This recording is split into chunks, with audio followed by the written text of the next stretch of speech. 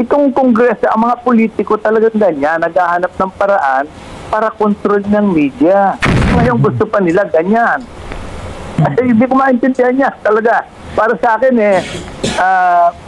kung hindi lang nakakatakot yan, nakakatawa Isipin mong ginagawa ng kongreso, hindi pa naiintindihan ng kongreso na hindi sila pwedeng magpasa ng batas na lumilimit sa freedom of the press. Ito lang ang gusto ng politiko. Gusto kontrolin ng media. Panlaban sa disinformation, proper information. Ang panlaban sa sa kasinungalingan, katotohanan. Media. Kasi Dali niyo sa korte. Hanapin niyo yung mga gagong yan. Hanapin niyo yung mga gagong yan. Dali niyo sa korte. Ganun lang yan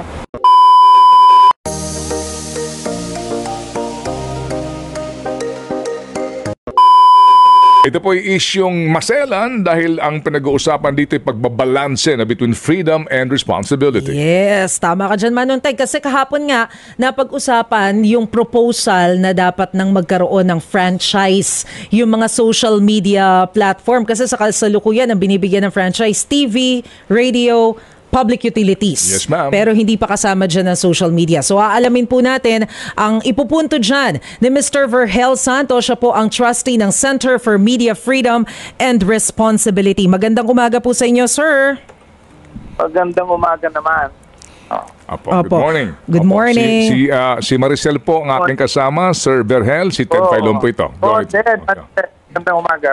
Okay. Opo. Sir, simulan ko na muna tungkol po dito sa tingin ninyo doon sa proposal na bigyan ng franchise. Dumaan sa Kongreso, kumbaga. Oo, idadaan sa Kongreso yung mga social media platforms.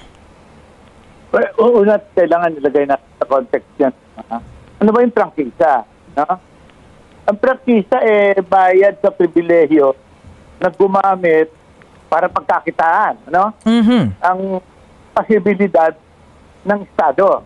Yung mga facilities, pasilidad ng mga Estado, alsada, tulay, waterways, ports, airports, airspace, power grid, at sa media, yung tinatawag nating rock band. Bakit kailangan ng prangkisa yan? Kasi kailangan ang that order and safety should be maintained in these cases. At ibig sabihin, kailangan may technical supervision. Kasi ang kalsada at itong mga bagay na ito, road band, limited ang capacity nito Kailangan ng pribilehyo Ang gusto nitong Kongreso, pati yung social media na nag-ooperate sa cyberspace, bigyan din ng prangkisa. Wala namang nagme-may-ari sa cyberspace. At wala ngang walang limitless ang capacity niyan Ang sa akin nito, Maricel, is that itong Kongreso, ang mga politiko talagang ganyan, naghahanap ng paraan para control ng media. Yun ang radio band, nakakita pa ng paraan para control yung ABS-CBN Hindi binigyan ng prangkisa Hindi ba? Pero bakit hindi binigyan? Hindi dahil sa merong technical shortcoming. Hindi binigyan kasi ayaw bigyan. Diba? At ito, encroachment upon basic freedom ito Hindi dapat nangyayari. Ngayon gusto pa nila ganyan. Ay, hindi ko maintindihan niya talaga. Para sa akin kung hindi lang nakakatakot yan, nakakatawa Diba?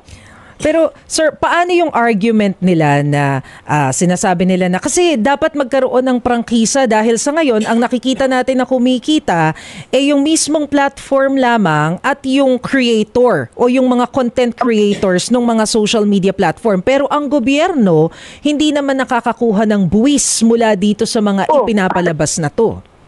Hindi problema ng prangkisa yan. Problema ng BIR. Diba? Pahabol nyo sa BIR. Maghanap kayo ng arrangement na para makita ninyo kung sino nakakalusot na hindi nagbabayad ng buwis. Problema ng BIR. Problema ng nagpapabuwis. Diba? Alam nyo, isa pang bagay kailan lang tinawag din ako tungkol dito sa hearing ng Senado, ng Kongreso sa fake news. Ang hearing sa fake news, gusto raw kontrolin ang media, ang social media, not only social media, but media in general, kung ano yung nilalabas niyan. Isipin mong ginagawa ng Kongreso, hindi pa naiintindihan ng Kongreso na hindi sila pwedeng magpasa ng batas na lumilimit sa freedom of the press. Pero ginagawa pa rin, yun lang ang gusto ng politiko. Gusto kontrolin ng media. Yun lang yun. So, nakuha po namin yung punto ninyo about dun sa pagsusuppress ng freedom of the press. Pero ano yung pwedeng gawin para, kumbaga, malabanan at magkaroon din ng guide yung mga content creators at maiwasan natin yung mga disinformation? Especially now na panahon ng kampanya, kitang-kita naman po din yung mga lumalabas dun sa mga contents. So, ano yung dapat gawin?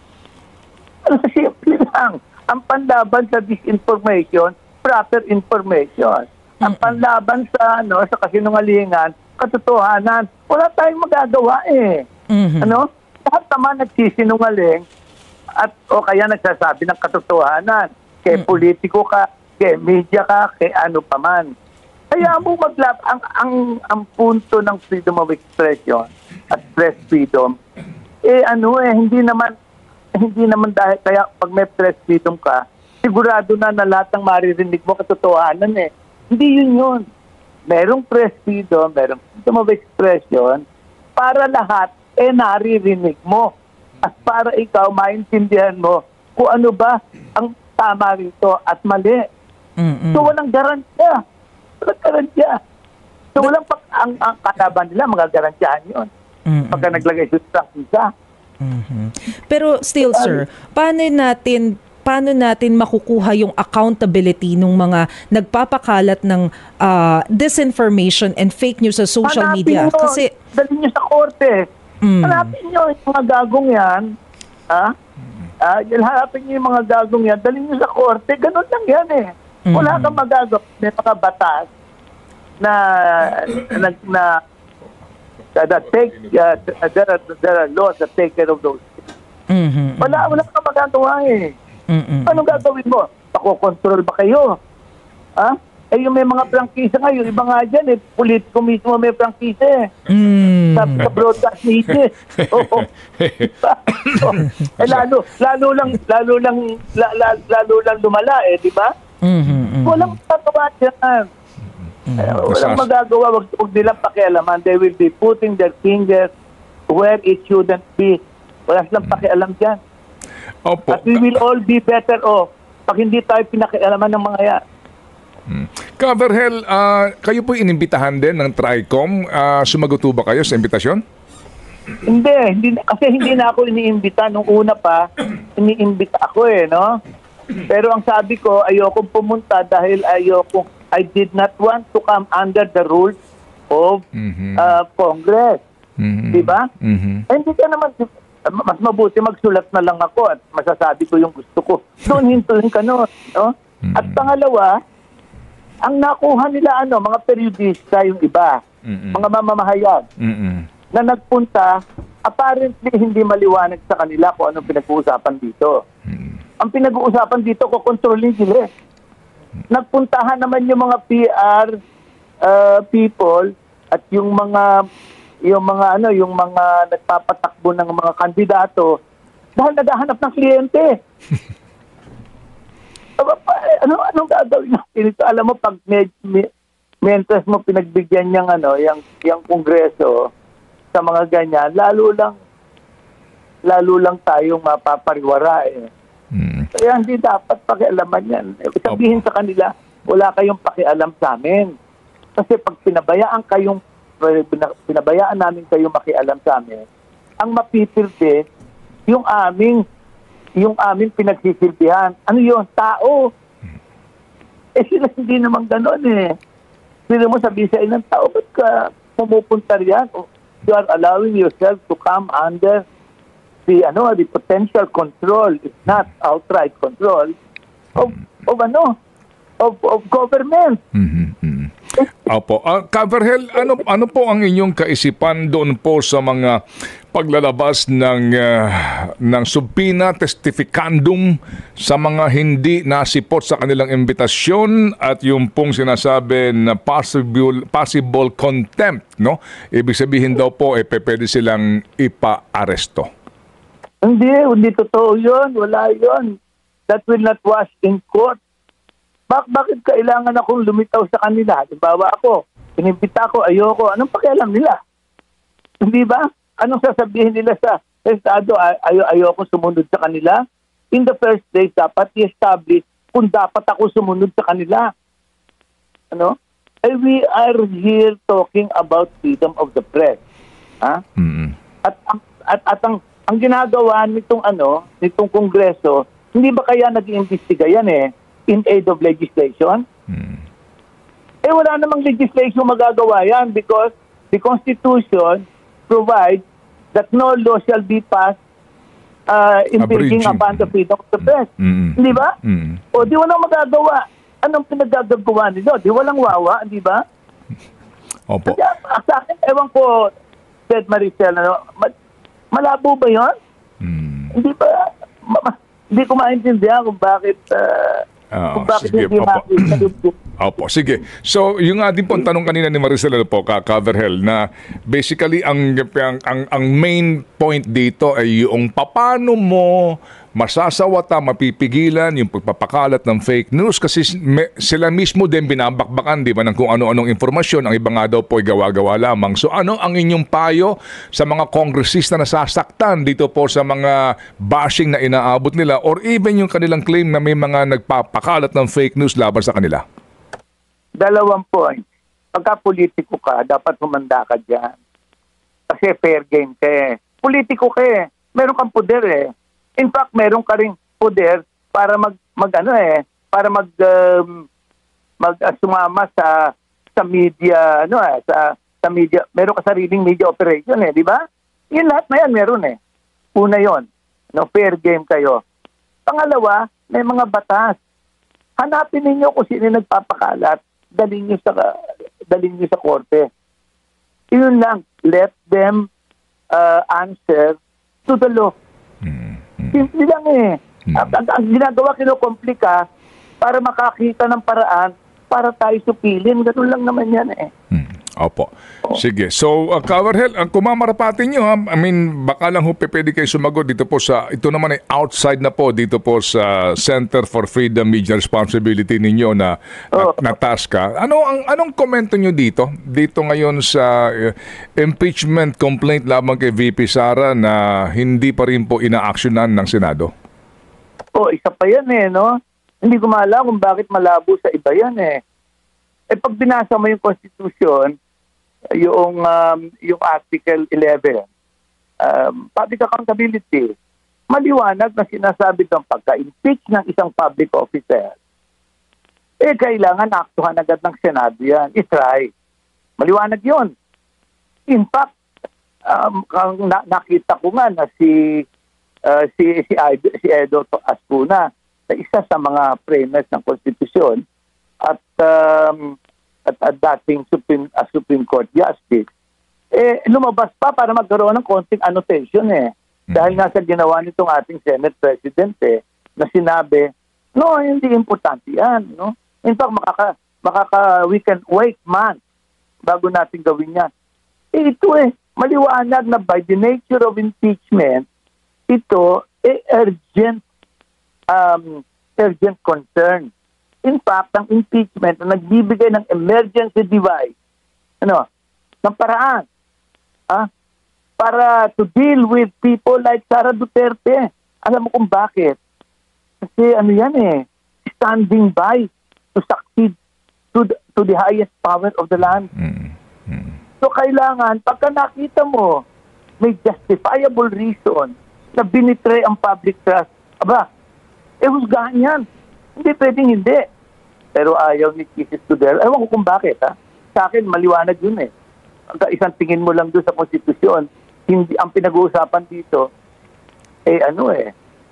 constituent power. Tawag nga na constituent power. Hindi legislative power, walang legislation dito. O, bakit hindi? At alam mo, nagkakagulo nga dahil ang ginagawa natin, ayaw nating itry. In the meantime, nagkakaroon ngayon ng oportunidad yung Sara Duterte camp na kung ano-ano ang pinalalabas. Sa impeachment trial, hindi po pwede yan. Kasi yung proceedings na yon ruled by the rigors of prescribed procedures. May procedure eh. Pagkatapos, open trial yan, makikita ng madla. Parang Quadcom. Di ba? So, hindi maaaring hindi makita ng tao kung anong nangyayari. Pero yung labas ka lang ng labas ng kung ano-ano dyan na propaganda, hindi makikita ng tao yan. Opo. So, ito na pa nga sa Supreme Court, di ba? Pero dapat wala na yun, dapat nag-try na agad. Coverhill, panahon ng eleksyon campaign period para doon sa 7 re-electionista. At, opo, yun daw po ang isa sa mga dahilan. Wala sa batas yun. Nakalagay pa sa batas, pagka may eleksyon, huwag kayong magtatayan. Diba? Bakit wala doon? Gusto ko makita yun. Pagka panahon ng eleksyon, at ganito ang haba ng eleksyon, huwag kayong magtatrial. Ha? Wala ako makita na may nakita ba kayo noon? Hindi ko maintindihan Kaya ang sa akin kinocomplicate At bakit kinocomplicate? Kated, Maricel, bakit kinocomplicate? Motibo na yan. Motibo na yan. We can start going into motive. Ibig sabihin, may sumusuportahan at mayroong hindi. Tatlo ang sinusuportahan yan. Ano po yun? Yung tao, yung kandidato, o sarili nila. No? Yung sarili nila. Pinupuntahan, ang sinusuportahan si Sara Duterte o yung mga kalaban ni Sara Duterte. Pero hindi, mukhang wala Dalawa lang ang narinig ko na ang sabi, itry yan. Si Risa Hontiveros lang at si Pimentel. Wala na. Ibig sabihin yan, either kay Sara Duterte yan o sa sarili nilang kapakanan. Dapat pumunta rin sa motibo kasi hindi nga natin maintindihan Tayo naman, Maricel, pupunta tayo sa motibo pag hindi natin maintindihan itong ginagawa ng mga tao Kailangan tingnan natin, ano ba nasa likod yan? At dapat gawin din ng media yan No? Para maintindihan ng tao kung anong kalokohan ang nangyayari. O nga, kasi kapag, kapag pinalalabo ang mga malilinaw, talagang mag-iisip ka na ng motibo. I mean, hindi... Oo, di ba? Pwedeng hindi. Kasi naman ang linaw-linaw, di ba? Maliwanag na maliwanag. Tabo, ang linaw naman talaga Ang linaw Walang sinasabi pagka may eleksyon. Walang trial Opo. Sige po. Alam nyo, Coverhill, kapag kayo aming kinakausap, mas lumilinaw po ang mga isyong pambayan. Ha?